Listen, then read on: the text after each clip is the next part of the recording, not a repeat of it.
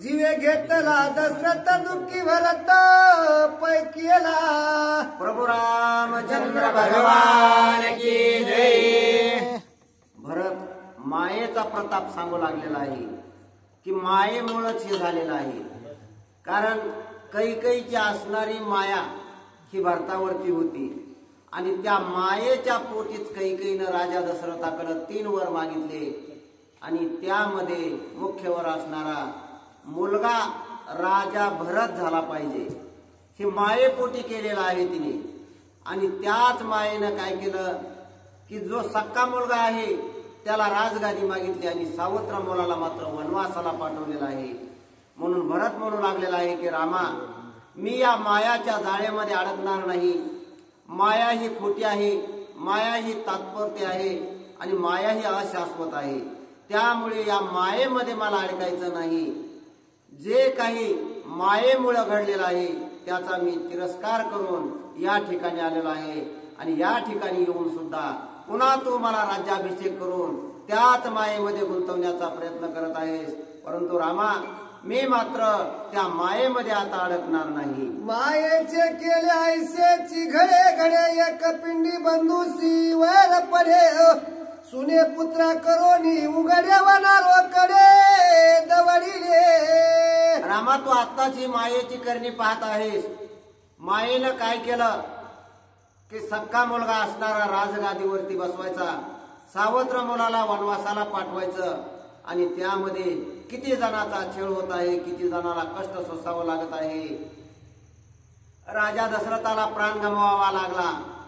रामाच्या बरोबर लक्ष्मण गेला, त्याची पत्नी असणारी घरी आहे आणि लक्ष्मण रामाबरोबर वनवास भोगत आहे। सीता ही राजकन्या असून, एक राजाची सून असून, तिला सुद्धा वनामध्ये जाण्यासाठी भाग या मायेनं पाडलेला आहे। या मायेचं कर्तृत्व कोणालाही सांगता येत नाही आणि मायेमध्ये गुंतलेला मात्र कसल्याही प्रकारे त्या मायेच्या जाळ्यामधून बाहेर पडता येत नाही। त्यामुळं त्या मायेत अडकण्या अगोदरच मी त्या मायेचा धिक्कार करत आहे। माये माझी अति निष्ठुरता दुःखी केले शिरगुणाता चरण चाली दवडिली सीता केले समजता दुःखी। माया काय करते? प्रेम राहू देत नाही, कठोरता आणते आणि त्या कठोरतेनं अनेक प्रकारचे संकट ओढवले तरी त्याचा विचार करत नाही। मग एकदा का ती माया एखाद्याला तिने गुरफटून घेतलं की ती माया सुटता सुटत नाही। किती काही केलं तरी माया सोडून जाण्यासाठी त्याला कसलाच मार्ग सुचत नाही। मायेने फार हाल होतात तरी सुद्धा माया सुटता सुटत नाही। त्यामुळं या मायात अडकण्याच्या अगोदरच मी त्या मायेचा धिक्कार करीत आहे। अति विपरीत माया मांगी आपुल्या सौभाग्या परभंगी निंदत्व पावनिया जगी तरी ते उगी न राहे। या कैकेयीला माया उपजली आणि मायेपोटी तिनं मुलाला राजगादी मागितली। तिचं मायेने किती फार मोठं संकट तिच्यावरती आणलेलं आहे। त्या मायेनं त्याच मायेचं वाटोळं केलेलं आहे कैकेयीचं, जिनं स्वतःच्या मुलासाठी मायेपोटी भरताला राजगादी मागितली। त्याच मायेनं आपला स्वतःचा असणारा पती त्या कैकेयीला गमवावा लागलेला आहे। स्वतः तिला विधवपण भोगावं लागत आहे। आणि दुसरी गोष्ट, ज्या पुत्रासाठी तिनं राजगादी मागितली तो पुत्र सुद्धा तिचा धिक्कार करून तिला सोडून गेलेला आहे।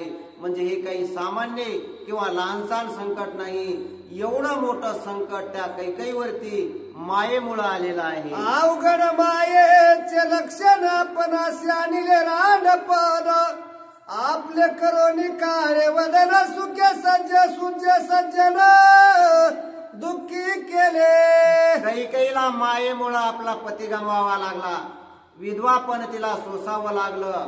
एवढंच नाही तर जगामध्ये तोंड दाखवण्यासाठी सुद्धा जागा राहिली नाही। सगळे तिला काळ तोंडी म्हणू लागले आणि मग तिला काळ तोंड घेऊन कुठं जाण्यासाठी जागा शिल्लक उरली नाही। स्वतःचा मुलगा धिक्कार करून निघून गेलेला आहे। सावत्र मुलं तर अगोदरच वनवासाला गेले, परंतु त्या वनवासाला गेलेल्या पुत्रासाठी अख्खी अयोध्या गेली। त्यांच्या सोबत सुद्धा जाता आलं नाही किंवा कोणापाशी बसण्यासाठी सुद्धा जागा उरली नाही. एवढे हाल त्या मायेमुळे कैकेयीचे झालेले आहेत. आईसी माया बाधक भारी तिच्या निज राजाची थोरी मी तरी सर्व तान करी निज निर्धारी श्रीरामा. अशी असणारी ही माया प्रत्येकावरती असंख्य असे संकट ओढवून आणते आणि तिची बाधा झाली की ती मात्र तिच्या जाळ्यामधून कुणाला सुटू देत नाही. म्हणून रामा, मी त्या मायेत गुरपटण्याच्या अगोदरच त्या मायेपासून दूर राहण्यासाठी या राज्याचा मी धिक्कार करत आहे. ते राज्य मला नको आहे. तो राज्याभिषेकही मी करून घेणार. आईसे बोलनी आपण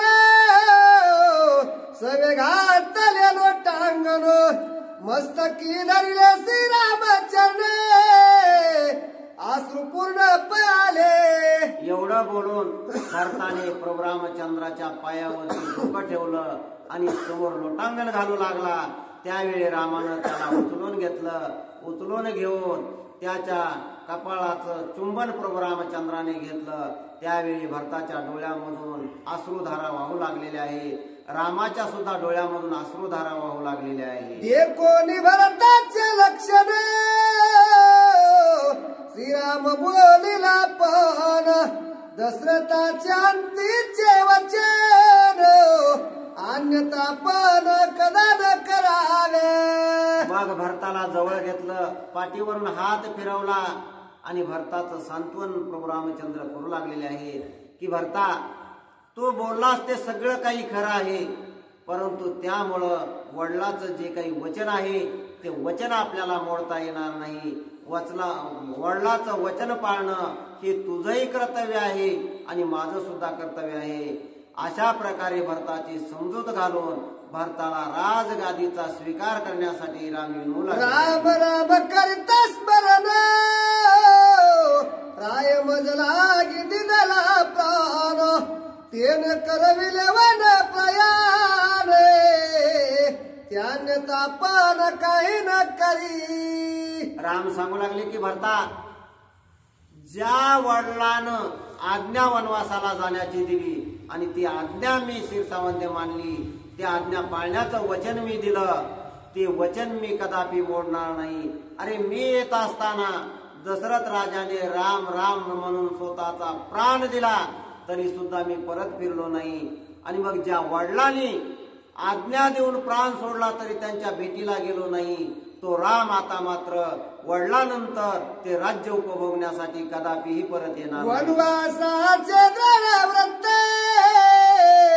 म्या घेतल्या दशरथा देखतो ते मी अन्यथा न करी यथार्थ जाण निश्चित भरता तू. भरता, वडील जिवंत असताना त्यांच्या मुखातून त्यांनी मला वनवासाला जाण्याचा आदेश दिलेला असताना त्यांचं वचन मी खोटं कसं करू?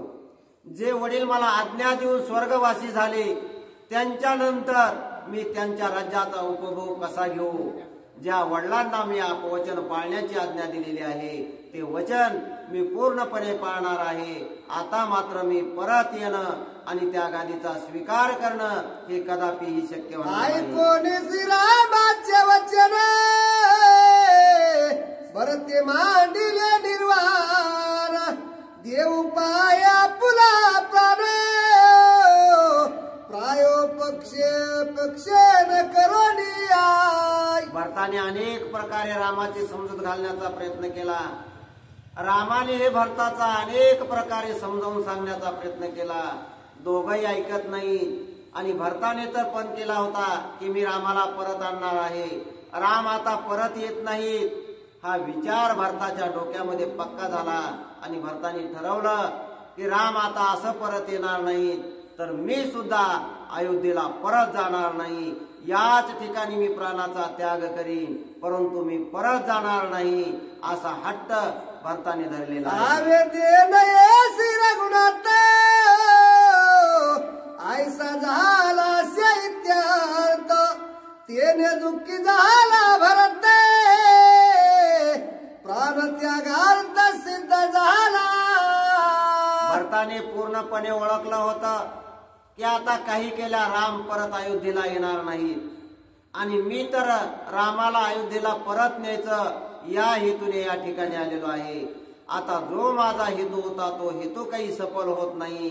मग आपण सुद्धा आता परत न जाता याच ठिकाणी आपण सुद्धा प्राणाचा त्याग दिला पाहिजे आणि याच ठिकाणी आपण राहिलं पाहिजे असं म्हणून भरताने विचार करून त्या ठिकाणी प्राण त्याग करण्यासाठी बसण्याची आणि उपोषण करण्याचे नियोजन केलेलं आहे. सुमंतासी सांगे आपण मंदाकिनी तीर पावन ते करी कुशास्त्र मज निज प्राण त्यागावया. आणि लगेचच भरताने सुमंत प्रधानाला सांगितलं की प्रधानजी, मी आता या ठिकाणी उपोषण करणार आहे आणि उपोषण करून प्राणाचा त्याग करणार आहे. त्यासाठी या मंदाकिनी नदीच्या तीरावरती एक उपोषणासाठी आसन तयार करा आणि त्या आसनावरती मी बसून त्या ठिकाणी उपोषण करणार आहे. श्रीरामा वेगळे राहणे ते सर्वता निंद्याची निये देह त्यागून रामा देखता मरणे तरी ब्रह्मा पावणे परिपूर्ण. जिवंत राहून उपयोग नाही. मला आता अयोध्येलाही परत यायचं नाही आणि राम नसल्यानंतर अयोध्येला तरी जाऊन काय करायचं. ज्याच्यामध्ये राम नाही त्याला कसलीच किंमत नाही. मग राम जर मला येत नसेल तर मी अयोध्येला का जाऊ. मी याच ठिकाणी राम राम म्हणत उपोषण करीन आणि प्राणाचा त्याग करीन. राम न्यावया देसी येते मी आलो प्रतिज्ञेसी राम न पाळी माझी आला रासी मी प्राणासी त्यागी नाही. मी किती प्रेमानं किती लाडानं या ठिकाणी आलो होतो. किती मला विश्वास होता की मी रामाकडे गेल्यानंतर निश्चितच रामाला परत आणीन आणि मी प्रतिज्ञा सुद्धा करून आलेलो आहे की परत येईन तर रामाला घेऊनच येईन. परंतु ते प्रेम तो लाड राम माझा पुरवायला तयार नाही आणि म्हणून मी आता अयोध्येला परत येऊ शकत नाही. परत जाण्याचा माझा आता आग्रहच नाही. मी याच ठिकाणी बसन उपोषण करीन आणि उपोषण करून प्राणाचा त्याग करीन. सुमंताचे मनोगत प्राण त्यागुरी गता भरत आवे देशी येईल रघुनाथ येणे लोभे परिसत कुशांते. अशी आज्ञा सुमंत प्रधानाला भरताने दिली. मग सुमंत प्रधानाने विचार केला की रामाला अयोध्येला न्यायचंय या हेतूने भरत उपोषण करत आहे आणि भरताने उपोषण केलं तर त्याचा कळवळा रामाला निश्चितच येईल आणि राम अयोध्येला येण्यासाठी तयार होतील. हा हेतू भरताचा आहे आणि तो हेतू साध्य होईलच अशी आशा सुमंत प्रधानाला असल्यामुळं भरताच्या आज्ञेनुसार सुमंत प्रधानाने मंदाकिनी नदीच्या तीरावरती भरताला उपोषण करण्यासाठी आसन तयार केले. मी कुशास्त्रनी आपण ज्ञान नेगे जीवन एकाकी जैसा दिन ब्राह्मण तैसा जाण मी पडेन. आणि मग ते आसन तयार केल्यानंतर भरत सांगू लागलेला आहे की आता मात्र मी त्या आसनावरती बसन. अन्न घेणार नाही, पाणी घेणार नाही, कुणाला बोलणार नाही आणि काहीच नाही. फक्त राम राम करत त्या आसनावरती बसेन. जोपर्यंत या शरीरामध्ये प्राण राहील तोपर्यंत मी राम नाम स्मरण करीन आणि ज्यावेळी माझ्या शरीरामधला प्राण निघून जाईल त्यावेळेस मी प्राण त्याग करीन असं भरत त्या ठिकाणी बोलू लागलेला आहे. जववरी कृपा करीना रघुनाथ तववरी मी पडलो असे न येत कृपा न करता निश्चित तोच प्राणांत पै माझा. मी उपोषणाला बसलो आणि रामाला जर माझा कळवळा आला आणि रामाने जर माझ्यावरती कृपा केली आणि अयोध्येला मी येतो असा शब्द दिला तरच मी माझं उपोषण सोडीन. नसता जोपर्यंत प्राण आहे तोपर्यंत मी उपोषण सोडणार नाही. श्रीरामाचे लवे वाड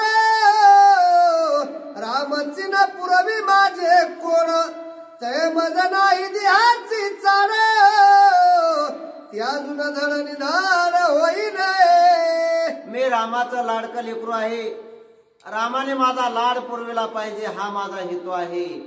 कारण रामाशिवाय माझा लाड कोण पुरवेन. मी रामाला सगळं काही लहानपणापासून लाडाने बोलत होतो आणि ते लाड सगळा राम पुरवत होते. मग आज माझा लाड राम का पुरवत नाही. आणि जर रामाला माझा लाड पुरवायचा नसल, माझ्यावरती कृपा करायची नसल, माझी कीव दया जर रामाला येत नसेल तर मी तरी का म्हणून अयोध्येला जावं. मी सुद्धा जाणार नाही. याच ठिकाणी मी प्राणाचा त्याग करीन. श्रीरामी प्रेम ज्याचे येते राम ध्यान निमालिया नित्य मुक्त का परलोक पावलिया तेत कृपा दशरथ मजकारी. राम येत नसल्यास मी अयोध्येला जाऊन काय करू. ज्या ठिकाणी राम नाही त्या ठिकाणी जायचं कशाला. जर मी याच ठिकाणी राम राम म्हणत प्राणाचा त्याग केला तर रामासमोर मेल्यामुळं मला मोक्ष मिळेल, मुक्ती मिळेल आणि त्याच पुण्याईच्या बळावरती मी स्वर्गाला जाईल आणि माझ्या वडिलापाशी दशरथापाशी पोहोचेल. मग मी जर रामाच्या कृपेने मोक्षाला जात असेल, मला मुक्ती मिळत असेल तर मी याच ठिकाणी का प्राणाचा त्याग करू नये. आईसे श्रीरामादी कथा जाना भरते करनिया सुद्धा आचमन कुशास्त्र निघालो नियासन नेत्र लावून बैसला.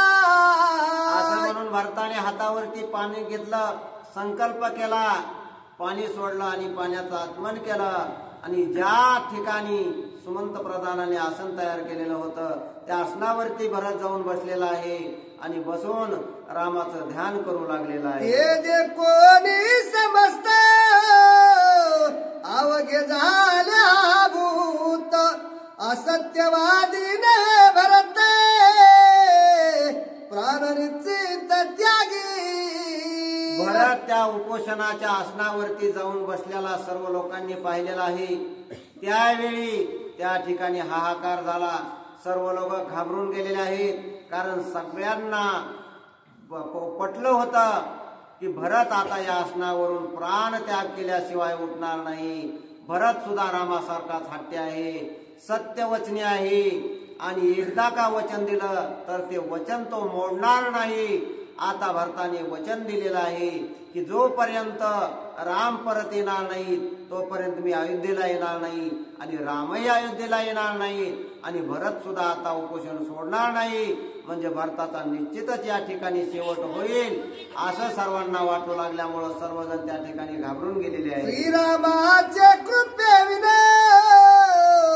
भरत नवाचे दक्षण श्रीराम ध्यानी होवनिलिने सांडिल प्राण निमे सारधे.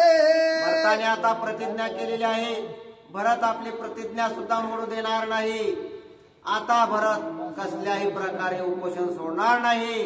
राम जोपर्यंत त्याच्यावरती कृपा करत नाहीत किंवा त्याचं म्हणणं ऐकत नाहीत तोपर्यंत भरत आता उपोषण सोडणार नाही आणि रामही परत येऊ शकत नाहीत. कारण रामाने सुद्धा वनवासाला जाण्याची जी प्रतिज्ञा केलेली आहे ती प्रतिज्ञा राम सुद्धा मोडू शकत नाहीत. आता दोघांनी दोन प्रतिज्ञा केलेल्या आहेत आणि दोघही आपल्या प्रतिज्ञेवरती ठाम आहेत. आईसे दे कोणी रघुनाथ स्वय भरतासी बोलत म्हणे तुझ हे कर्मानु चित्त नवनिश्चित राज धर्म. भरताचा उपोषणाचा जो हट्ट होता तो सर्वांनी पाहिला. त्यावेळी सर्वजण घाबरून गेले. रामाने सुद्धा उपोषणाला बसलेलं पाहिलं आणि राम सुद्धा घाबरले. कारण रामाला सुद्धा माहित होतं की भरत हा हट्टी आहे, भरत सुद्धा उपोषण सोडणार नाही. म्हणून राम भरताकडे गेले आणि भरताला समजावून सांगू लागलेले आहेत की भरता, अरे तुझा हा हट्टीपणा चांगला नाही, हा हट्टीपणा तुझा योग्य नाही. हे जे काही तू उपोषणाचं कार्य करायला लागलेला आहे हे योग्य नाही. कर्म काय असतं हे तू जाणून घे आणि जे काही आपल्या वडिलांनी आपल्याला कर्म नेमून दिलेलं आहे ते कर्म करण्यासाठी मला तू मोकळीक दे, माझ्या या वचनामध्ये तू अडथळा आणू नकोस असं म्हणून भरताची समजूत घालू लागली. अंग पंगु कुष्ठ शुभ्र रोगी दुःखीस कामी दुर्धरे देह त्यागी त्याईसे नर ज्ञान विचार नव्हे. भरता, अरे तू शहाणा आहेस, ज्ञानी आहेस. शहाण्या माणसानं असं करायचं नसतं. अरे प्राण त्याग कुणी करावा? ज्यांच्या शरीराला काही अपंगत्व आलेलं आहे, ज्यांना आपल्या शरीरामुळे जगता येणं कठीण आहे, किंवा एखाद्याला दुर्धर आजार झालेला आहे आणि त्या आजाराच्या त्रासापासून त्याला क्षणभर सुद्धा सुख मिळत नाही, अशा लोकांनी प्राणाचा त्याग करावा. तू तर चांगला आहेस आणि सगळं काही तुला आहे. तुला प्रत्यक्ष राजगादीचा मान मिळत आहे. तुझ्या सारख्यानं हे असं करणं योग्य नाही. उपोषण करणं हे तुझं काम नाही. आणि जे अपंग आहेत, जे लुळे पांगळे आहेत, ते सुद्धा कसं तरी खरडत खुरडत सरकत किंवा दुसऱ्याच्या मदतीनं जीवन जगण्याचा प्रयत्न करतात. ते सुद्धा सहजासहजी प्राणत्याग करण्याचं टाळतात. आणि तू तर ज्ञानी असून सुद्धा एखाद्या येड्यासारखं तू करू लागलेला आहे. भरत मुने कृपान होता कैची आमासी ज्ञान कथा कोट्या धर्म बैसोत माता परिसर्वता वाचे नाही. राम भरताला सांगू लागले की भरता, हे उपोषण करणं चांगलं नाही. याने फार मोठं पाप लागतं आणि हे पाप असं पुन्हा फेडण्यासाठी फार त्रास सहन करावा लागतो. त्यावेळी भरत सांगू लागलेला आहे की रामा, अरे रामच जर ऐकत नसल तर मग कितीही पाप होऊ दे, त्या पापाची मला पर्वा नाही.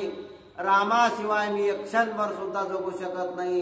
रामाची जर कृपा होत नसेल, राम जर ऐकत नसेल, रामाचं प्रेम जर मला मिळत नसेल, तर पाप नाही, महापाप माझ्या डोक्यावरती बसू दे, त्या पापाची मला तीळ मात्र सुद्धा पर्वा नाही. देखोनी भरताचे निर्वाण श्रीरामे वाहिल्यान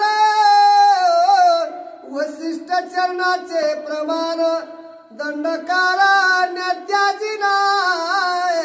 अनेक प्रकारानं रामानं भरताला समजावून सांगण्याचा प्रयत्न केलेला आहे. भरत ऐकण्याच्या मनस्थितीमध्ये नाही. भरत असं ऐकत नाही.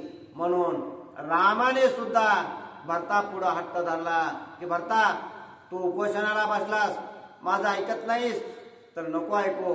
मी सुद्धा वसिष्ठ ऋषीच्या पायाची शपथ घेऊन सांगतो की मी सुद्धा अयोध्येला परत येणार नाही. पूर्णचंद्राची जाव शोभा मेरू प्रताई माझी विरोबा सुवर्ण पावक काळीमा प्रभा तरी तरंबा त्याजी नामी. भरता, मी सांगतो ते ऐक.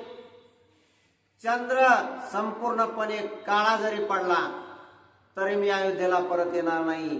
किंवा सर्व पृथ्वीवरती सर्वात मोठा असणारा जो मेरू पर्वत आहे, तो मेरू पर्वत सगळा इगरून जरी पृथ्वी बरोबर झाला तरी मी अयोध्येला येऊ शकत नाही. एवढंच काय, पिवळं चुटुक असणारं सोनं लोखंडासारखं काळं जरी झालं तरी मी येणार नाही.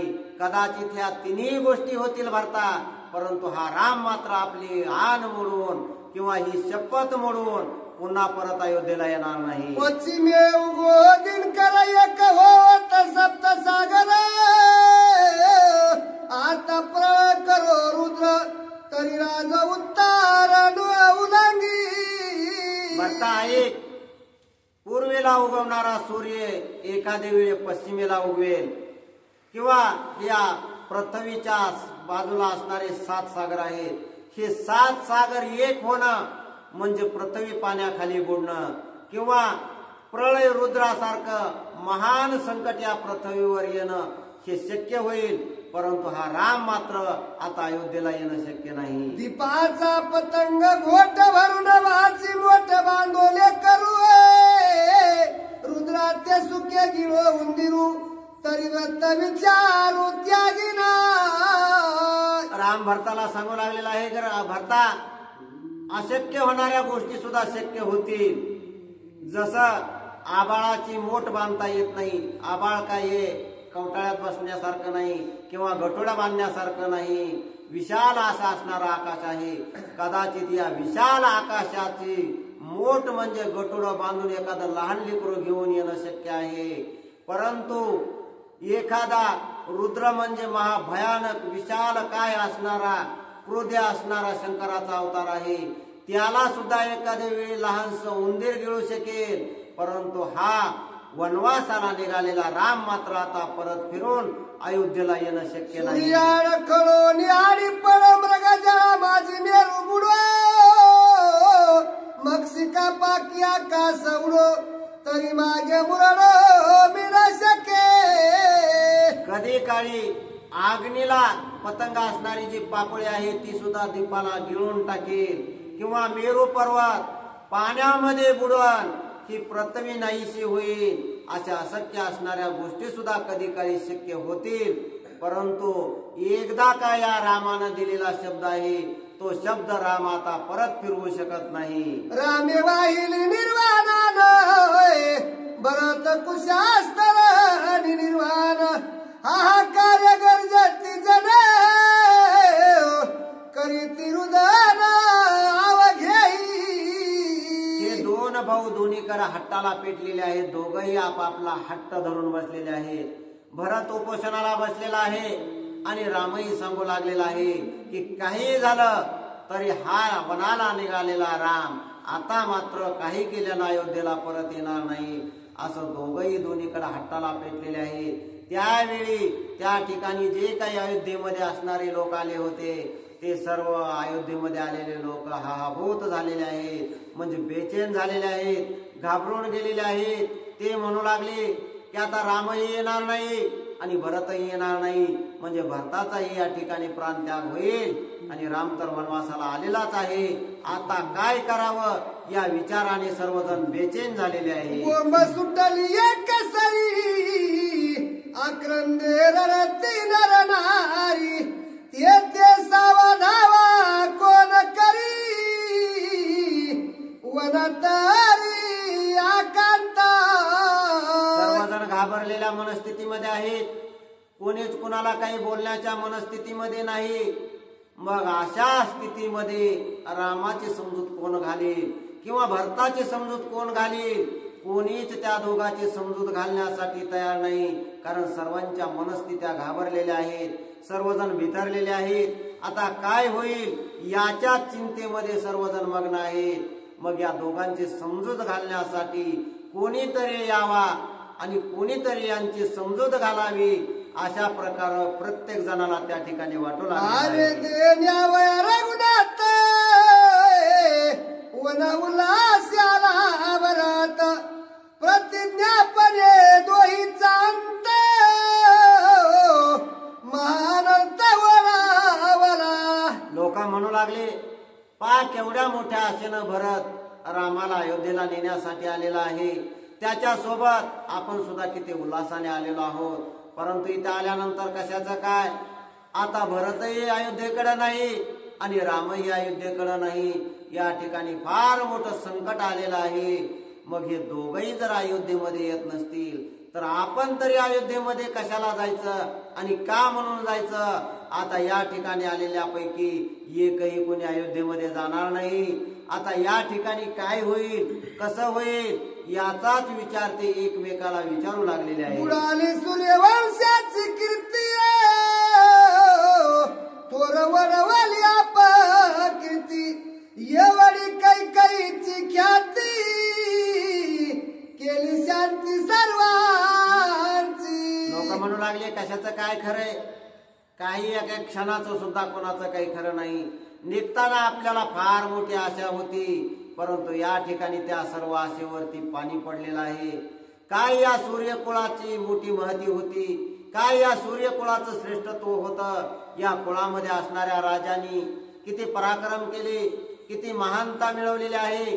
प्रत्यक्ष देवाला सुद्धा मदत करून स्वर्गामध्ये सुद्धा विजय प्राप्त करून देण्याचं कार्य या सूर्यकुळातील राजांनी केलं. परंतु या सर्वांवरती या कैकेयीनं पाणी फिरविलं आणि या सूर्यकुळाला काळीमा आणण्याचं काम या कैकेयीनं केलं. या त्या कैकेयीमुळं या अयोध्येवरती एवढं मोठं संकट आलेलं आहे. राजांनी मला राम स्मरणे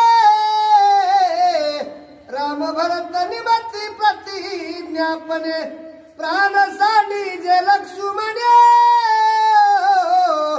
शत्रुघ्ने निमिजेल.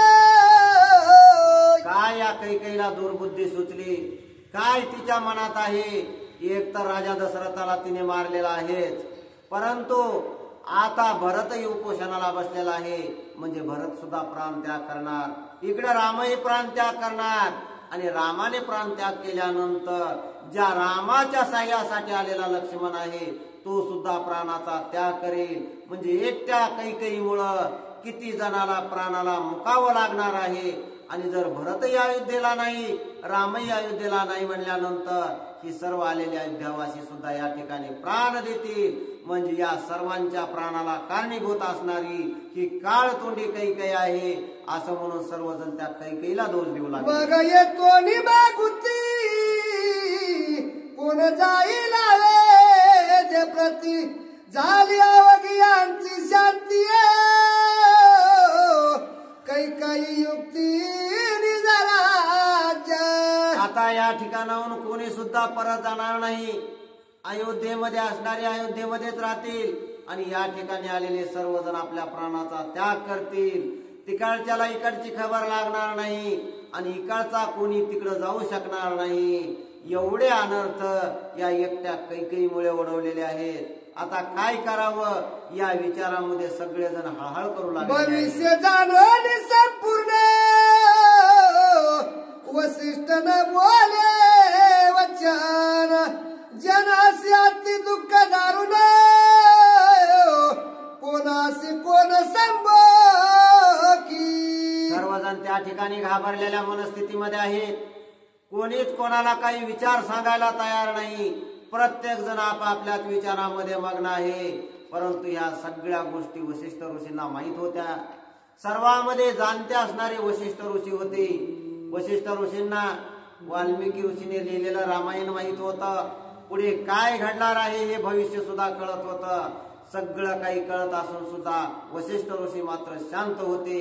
वसिष्ठ ऋषी कोणालाही काही सांगत नव्हते, रामालाही काही बोलत नव्हते, भरतालाही काही बोलत नव्हते आणि आलेल्या अयोध्यावासियांना सुद्धा काही सांगत नव्हते. दोघे सत्यवादी संपूर्ण दोघांचाही दुस्तर पण त्या दोघा बुजावी कोण दुःख दारुण सर्वांसी. लोक म्हणू लागले दोघही हे फार मोठे हट्टी आहेत. दोघांनीही पण केलेलं आहे, दोघांनाही शपथा खाल्लेल्या आहेत. आता कोणीच माग सरणार नाही. भरतही आपल्या पणापासून हटणार नाही आणि राम सुद्धा हटणार नाही. आता कोण येईल आणि कोण रामाची किंवा भरताची समजूत घालील. कुणीतरी एक जणानं जर माघार घेतली तरच अयोध्येला आपलं जाणं शक्य आहे. जर दोघही दोन्हीकडे हट्टाला तटून राहिले आणि कोणीच कोणाचं जर नाही ऐकलं तर आता मात्र या ठिकाणी फार मोठं भयंकर असं घडणार आहे. उपाय न चले निशंक अवघिया पडले थोराटक ते झाल्या किक आला वाल्मिका सर्वजण त्या ठिकाणी भयंकर अवस्थेमध्ये घाबरलेल्या अवस्थेमध्ये आहेत. हळहळ तळतळ करू लागलेले आहेत. कोणीही त्या ठिकाणी आनंदामध्ये नाही किंवा सुखात नाही. सर्वजण दुःख आलेलं आहे. सर्वजण विचारामध्ये मग्न आहेत. कोणीच कोणाला बोलत नाही. अशाच परिस्थितीमध्ये काही अंतरावरती वाल्मिक ऋषी आपल्या काही शिष्यासोबत त्यांच्याकडे येत असलेले श्रीराम भरत पासी वाल्मिकी येवोनी वेगेसी बोलता झाला उलासेसी म्हणे तुम्ही पुण्य राशी पुण्य पुरुष. त्या चित्रकूट पर्वताच्या परिसरामध्येच वाल्मिकी ऋषीचा आश्रम होता. त्याच ठिकाणी ते तपश्चर्या करीत होते.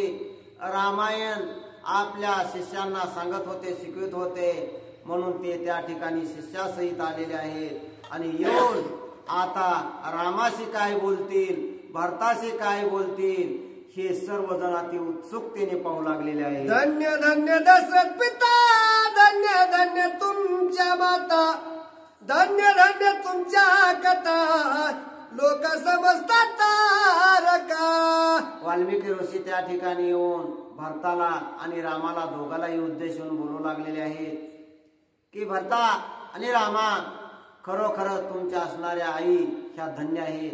तुमचे पिता असणारे दशरथ राजे हे सुद्धा धन्य आहेत.